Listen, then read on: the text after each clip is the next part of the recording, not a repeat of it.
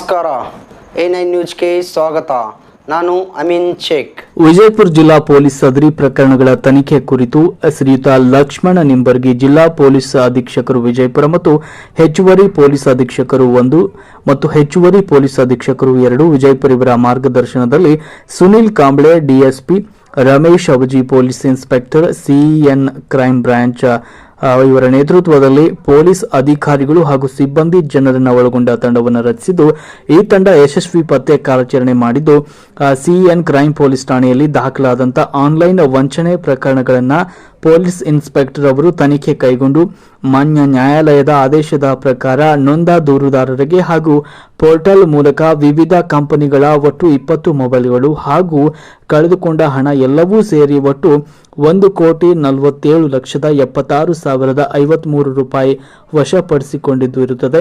ಆದ್ದರಿಂದ ಮಾನ್ಯ ಎಸ್ಪಿ ಸಾಹೇಬರು ಎಲ್ಲ ಅಧಿಕಾರಿಗಳಿಗೆ ಮತ್ತು ಸಿಬ್ಬಂದಿಗಳಿಗೆ ಬಹುಮಾನ ಹಾಗೂ ಪ್ರಶಂಸಾ ಪತ್ರವನ್ನು ನೀಡಿ ಗೌರವಿಸಿದ್ದಾರೆ.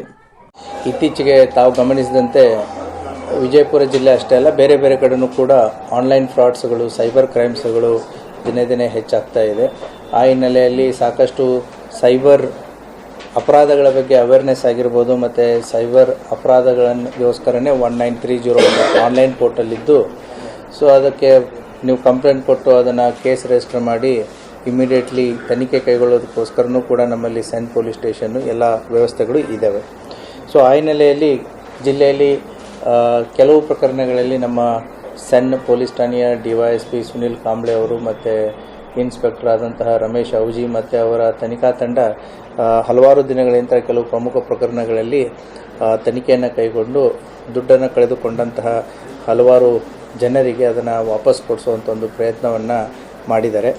ಆ ಹಿನ್ನೆಲೆಯಲ್ಲಿ ಕಳೆದ 3 ತಿಂಗಳಿಂದ ನಮ್ಮ ಜಿಲ್ಲೆಯಲ್ಲಿ digital arrest, crypto currency, share market, part time job ಈ ರೀತಿಯ ಆನ್ಲೈನ್ ವಂಚನೆಗೊಳಗಾದಂತಹ ಸುಮಾರು 12 ಸೈಬರ್ ಅಪರಾಧ ಪ್ರಕರಣಗಳು ದಾಖಲಾಗಿತ್ತು.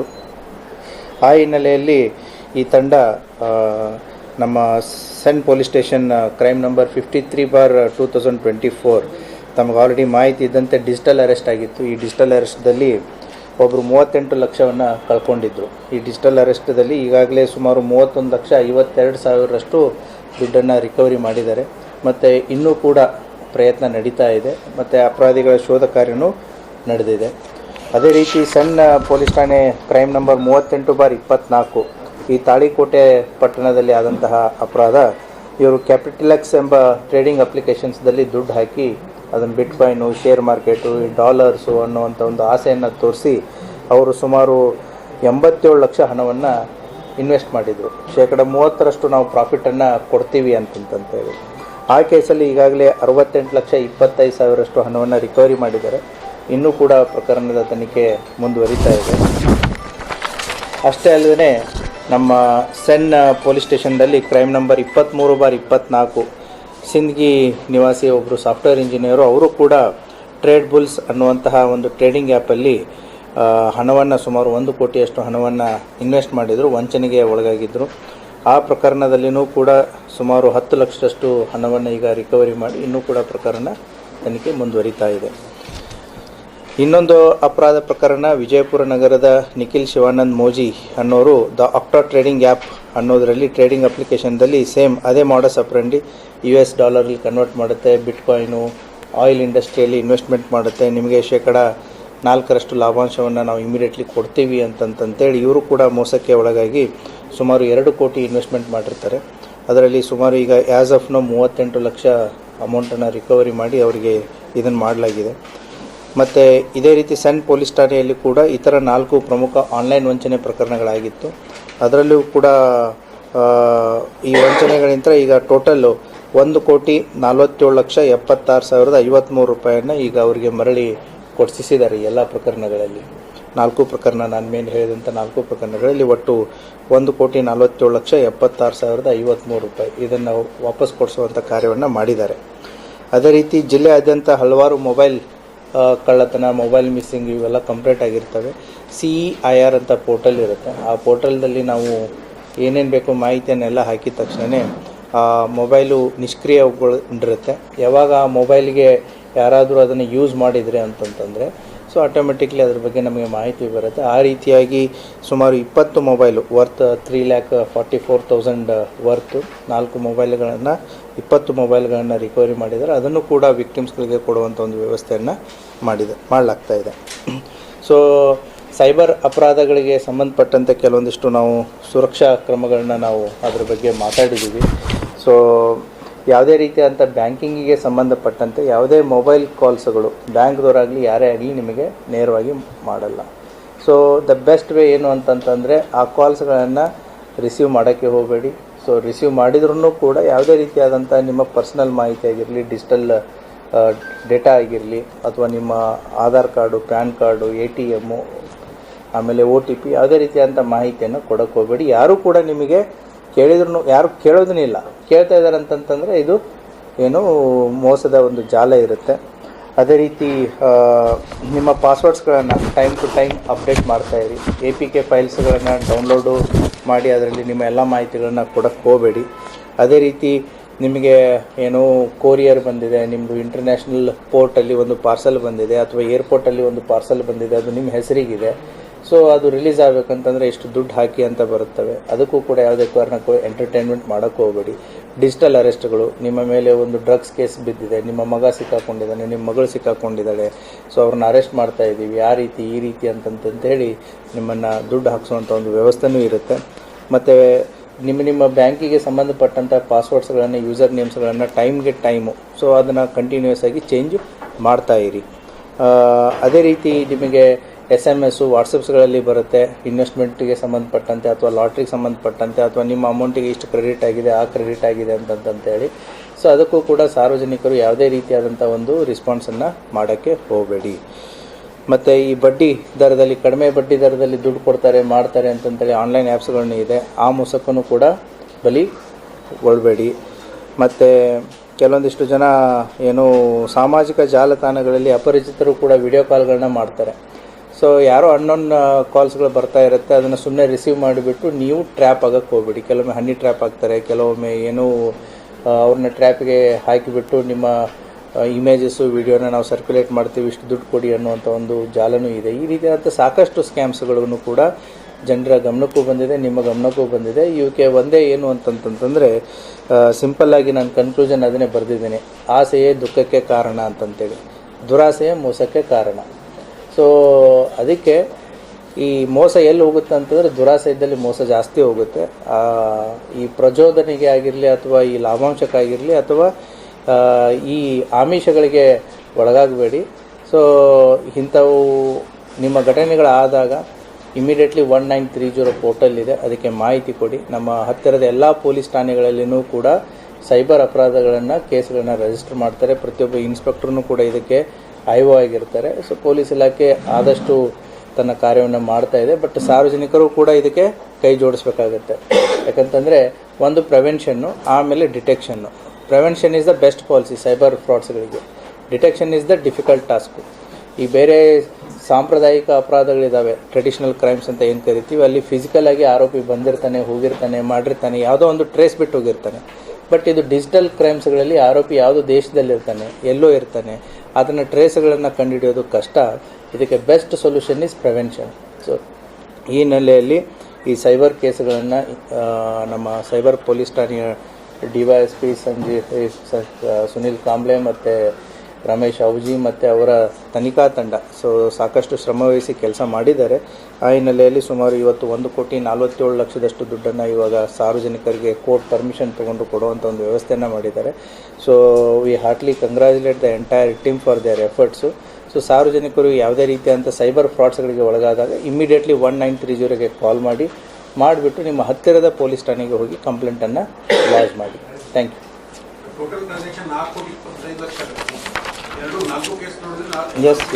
ಎಸ್ ಹೌದು,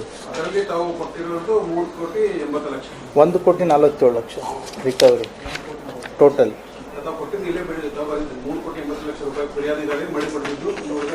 ಎಲ್ಲಿದೆ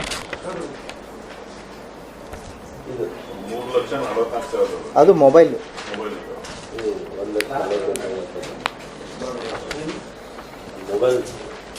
that is mobile value.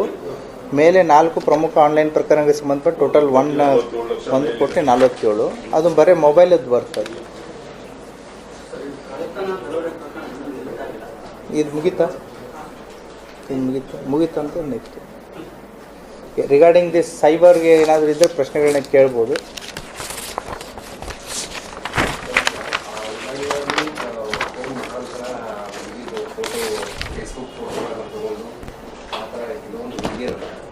College ಹುಡುಗಿಯರ ಬ್ಲ್ಯಾಕ್ ಮೇಲ್ ಮಾಡ್ತಾ ಇರುವಂಥ ಪ್ರಕರಣಗಳು ಕಂಡು ಬರ್ತಾ ಇದೆ ಅಥವಾ ನಮ್ಮ ಜಿಲ್ಲೆಯಲ್ಲಿ ಆ ಥರದ್ದು ಏನಪ್ಪ ಪ್ರೆಡಿಕ್ಟಿವ್ ಅಂಥ ಪ್ರಕರಣಗಳು ನಿಮ್ಮ ಗಮನಕ್ಕೆ ಬಂದರೆ ಅಥವಾ ಯಾರಾದರೂ ಸಾರ್ವಜನಿಕರ ಗಮನಕ್ಕೆ ಬಂದರೆ ಸೊ ದಯವಿಟ್ಟು ನಮ್ಮ ಹತ್ರ ತೊಗೊಂಬನ್ನಿ. We have the solution for it. There are SOPs ಇದೆ, ಯಾವ ರೀತಿಯ ಆ ಪ್ರಕರಣಗಳನ್ನ ಹ್ಯಾಂಡಲ್ ಮಾಡಬೇಕು ಅಂತಂತೇಳಿ. ಸೊ ಅದಕ್ಕೆ ಆದಂತಹ ಅಂಥ ಗಮನಗಳು ನಮಗೆ ಯಾವುದೂ ಆ ರೀತಿಯಾದಂತಹ ಪ್ರಕರಣಗಳು ಬಂದಿಲ್ಲ ಸೋಫಾರು. ಸೊ ತಮ್ಮ ಗಮನಕ್ಕೆ ಯಾರಾದರೂ ಆ ರೀತಿ ವಿಕ್ಟಿಮ್ಸ್ಗಳು ತಮ್ಮನ್ನು ಅಪ್ರೋಚ್ ಆದರೆ ದಯವಿಟ್ಟು ನಮ್ಮ ಹತ್ರ ಕಳಿಸ್ಕೊಡಿ. Will finish the cyber, then will come to micro. Cyber ಅದಿದ್ದರೆ ನನ್ನ ಮೈಕ್ರೋ ಫೈನಾನ್ಸ್ ಇದ್ದು ಸೈಬರ್ದು ಪ್ರಶ್ನೆ ಕೇಳಿ. ಸೈಬರ್ದು ಮುಗಿದಾದ್ಮೇಲೆ ಸೈಬರಿಗೆ ಸಂಬಂಧಪಟ್ಟಂತೆ ಆರೋಪಿಗಳನ್ನು ಪತ್ತೆನೂ ಆಗಿದೆ, ಅವರಿಗೆ ನೋಟಿಸು ಆಗಿದೆ, ಚಾರ್ಜ್ ಶೀಟ್ಸ್ಗಳನ್ನು ಕೂಡ ಆಗುತ್ತೆ. So it is less than 7 years ಇರೋದ್ರಿಂದ ಅವರನ್ನು ನಾವು ಜೈಲ್ ಒಳಗಡೆ ಹಾಕಕ್ಕೆ ಬರಲ್ಲ. So more than 7 years offences ಇತ್ತು ಅಂದರೆ ಜೈಲಿಗೆ ಹಾಕ್ತೀವಿ. ಲೆಸ್ ದೆನ್ 7 years ಅಂತಂತಂದರೆ ಅವರಿಗೆ ಪೊಲೀಸ್ ನೋಟಿಸ್ ಕೊಟ್ಟು ಎನ್ಕ್ವೈರಿ ಮಾಡಿ ಸೊ ವಾಟ್ ಎವರ್ ಬ್ಯಾಂಕಲ್ಲಿ ಏನೇನಿರುತ್ತೆ ಏನಿಲ್ಲ ಅದನ್ನು ರಿಕವರಿ ಮಾಡೋದಕ್ಕೆ ಅವಕಾಶ ಇದೆ. ಬೇರೆ ಬೇರೆ ಹೊರಗಡೆ ಇರೋದಾರೆ, ಮುಂಬೈ ಇದೆ, ಸೂರತ್ ಇದೆ, ಕಲ್ಕತ್ತಾ ಇದೆ. ಸೊ ಯಾವುದೇ ಲೋಕಲ್ ಅಂತೂ ಯಾರೂ ಇಲ್ಲೇ ಇಲ್ಲ. ಮಾಡೋರು ಔಟ್ಸೈಡೇ ಅವರೇ ಹೆಚ್ಚು ಅಂತ ಹೇಳ್ತಾರೆ, ಅವ್ರು ಎಲ್ಲಿ ಇರ್ತಾರೆ ಅಂತ ಹೇಳಿ ಗೊತ್ತಾಗಲ್ಲ ಅಂತ ಹೇಳಿ. ಮತ್ತೆ ಅಂತವ್ರನ್ನ ಅರೆಸ್ಟ್ ಮಾಡೋದು ಕಷ್ಟ ಆಗ್ತದೆ ಅಂದ್ರೆ ಅವ್ರನ್ನ ಏನು ಆನ್ಲೈನ್ ಇಂದಾನೇ ನೀವೇನು that is a part of our investigation. ನಿಮ್ಮ ಪ್ರಶ್ನೆ ನನಗೆ ಅರ್ಥ ಆಗಲಿಲ್ಲ ಅಂದರೆ ಈಗ ಕ್ರೈಮ್ ಮಾಡೋರು ಔಟ್ಸೈಡ್ ಅವರೇ ಹೆಚ್ಚಿರ್ತಾರೆ, ಹೊರ ರಾಜ್ಯದವರೇ ಅಂತ ಹೇಳ್ಬಿಟ್ಟು ಈಗ ಅವ್ರನ್ನ ಹ್ಯಾಂಗ್ ಮಾಡೋದು ಅದು that is the investigation skill ಅಲ್ವಾ. ಅದನ್ನು ನಾನು ಹೇಳ್ಕೊಟ್ರೆ ಅವ್ರು ಇನ್ನೂ ಸ್ವಲ್ಪ ಜಾಸ್ತಿ ಅಲರ್ಟ್ ಆಗ್ತಾರೆ. ಪೊಲೀಸರು ಹೇಗೆ ಪತ್ತೆ ಮಾಡ್ತಾರಂತ ಹೇಳ್ಬಾರ್ದು.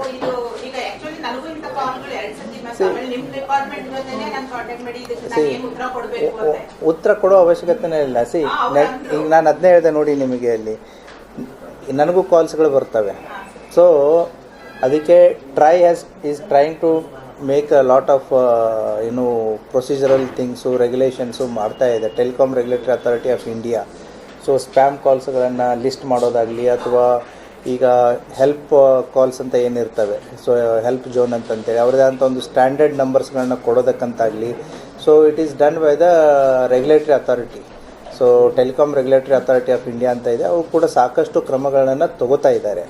But the best to the public is, ನಿಮಗೆ ಗೊತ್ತಾಗ್ಬಿಡುತ್ತೆ. ಈಗ ಆಲ್ರೆಡಿ ನಿಮಗೆ ಗೊತ್ತಿದೆ ಈ ರೀತಿಯಾದಂಥ ಯಾವುದೇ ಕರೆಗಳು ಬಂದರೆ ನೀವು best wise don't answer it. ನೀವು ಫೋನ್ ಎತ್ತಿದ್ರೂ ಕೂಡ ನಾನು ಯಾವುದೇ ರೀತಿಯಾದಂಥ ಮಾಹಿತಿಯನ್ನು ಕೊಡಲ್ಲ. ನಾನು ಏನೇ ಇದ್ರೂ ಕೂಡ ನಾನು ಬ್ಯಾಂಕಿಗೆ ಹೋಗಿ ಮಾಹಿತಿ ಕೊಡ್ತೀನಿ, ಅಥವಾ just avoid it, neglect it, block it. ಅವ್ರಿಗೂ ಅದನ್ನೇ ಹೇಳೋದು. That is how awareness is created. ಈಗ awareness, see you are the best medium to send the awareness to the every man. Today social media is the biggest platform. So ನಾವಾಗಲಿ ಪ್ರತಿಯೊಬ್ಬರಿಗೂ ಹೋಗಿ ಮಾತಾಡೋ time ತೊಗೊಳುತ್ತೆ. But the social media, ನೀವು ಮೀಡಿಯಾದವ್ರು ಏನಿದ್ದೀರಾ, ಈ ರೀತಿಯಾದಂಥ ಕೆಲವೊಂದಿಷ್ಟು ನಿಮ್ಗೆ ಈಗಾಗಲೇ ಸಾಕಷ್ಟು ಅವೇರ್ನೆಸ್ ವಿಡಿಯೋಸ್ಗಳಾಗಿರಲಿ, ಅವೇರ್ನೆಸ್ ಕಾರ್ಯಕ್ರಮಗಳಾಗಿರಲಿ ಸಾಕಷ್ಟು ರೀತಿಯಲ್ಲಿ ಆಗಿದೆ. ಬಟ್ ರೀಚ್ ಆಗಬೇಕು. ಅದು ನೀವು ಹೇಳ್ತಾ ಇರುವಂಥ ರೈತರ ಲೆವೆಲ್ಗೂ ಹೋಗಿ ರೀಚ್ ಆಗಬೇಕು. You are the best persons to reach this message to the farmers.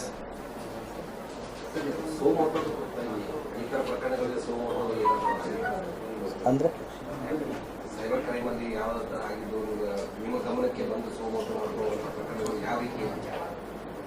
B specific ನಾನು ಹೇಳ್ಬೋದು. ಅವಾಗ ಸ್ಪೆಸಿಫಿಕ್ ಆಗಿ ಪ್ರಶ್ನೆ ಇದ್ದರೆ ನಾನು ಹೇಳ್ಬೋದು. ಸೋಮೋಟೋ ಅಂದರೆ ಯಾವುದ್ರ ಮೇಲೆ ಅಂತಂದು. ಈಗ ಆನ್ಲೈನಲ್ಲಿ ಟ್ರೇಡಿಂಗ್ ಆ್ಯಪ್ಸ್ಗಳು ಸಾಕಷ್ಟು ಎಲ್ಲರ ಗಮನಕ್ಕೂ ಬಂದಿದೆ. ನಾರ್ಮಲ್ ಆಗಿ ಪ್ರತಿಯೊಬ್ಬರು ಮೊಬೈಲ್ ಆನ್ಲೈನಲ್ಲಿ ಮಾಡಿ ಅದು ಪರ್ಮಿಷನ್ ಯಾರು ಸಿಗ್ತದೆ, ಅದನ್ನು ಯಾವ ರೀತಿ ಸಿಗ್ತದೆ ಅಂದರೆ ಮಾಡಿ ಹೋಗುತ್ತೆ. ಪರ್ಮಿಷನ್ ಅದಕ್ಕೆ ಯಾವುದೂ ಇರಲ್ಲ. ಸಿ ಈಗ anybody can float anything in WhatsApp, ಹೌದಾ? ಅದು ಸರ್ಕ್ಯುಲೇಟ್ ಆಗ್ತಾ ಇರುತ್ತೆ. ಸೊ ಅದಕ್ಕೆ ಆದಂಥ ನೀವು ರಿಸ್ಟ್ರಿಕ್ಷನ್ಸನ್ನು ಹಾಕೋದಕ್ಕೆ ಆಗಲ್ಲ.